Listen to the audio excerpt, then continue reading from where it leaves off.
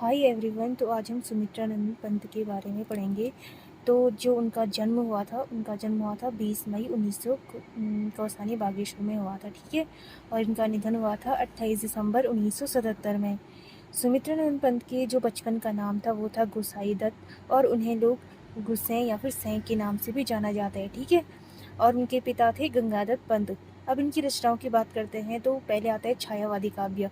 इसमें है वीणा, ग्रंथि, पल्लव, गुंजन, ज्योत्सना और उच्छ्वास, ठीक है।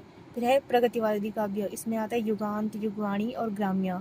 नवचेतनावादी काव्य में आता है स्वर्ण किरण, स्वर्ण धूलि, उत्तरा, अतिमा, वाणी, पतझड़, लोकायतन, महाकाव्य, शिल्पी, रजत शिखर और संवर, ठीक है। अब अन्य की बात करते हैं तो जो सुमित्रानंद पंत थे, इनके सुझाव पर ऑल इंडिया रेडियो का नाम आकाशवाणी किया गया। तो ये बहुत ज़्यादा इंपॉर्टेंट क्वेश्चन है कि आकाशवाणी नाम कब रखा गया। 1957 में किसके सुझाव पर? सुमित्रानंद पंत के बारे में।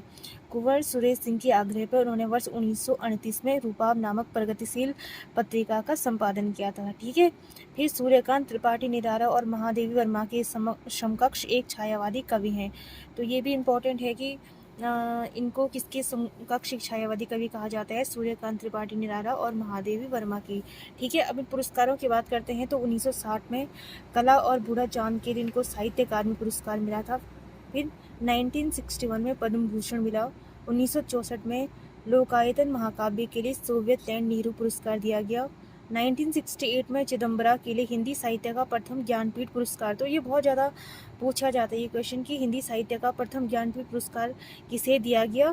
सुमित्रानंद पंत को। कब दिया गया? 1968 में। किसके लिए? चिदम्बरा के लिए, ठीक है। फिर 2015 में सुमित्रानंद के नाम पर डाक टिकट जारी किया गया, ठीक है। और अब अन्य की बात करते हैं तो इन्हें संवेदनशील इंद्रिय बोध का कवि कहा जाता है। और जिनकी रचना है पल्लव की भूमिका, इसके लिए इसको क्या कहा जाता है? छायावाद का घोषणा पत्र या मैनिफेस्टो कहा जाता है।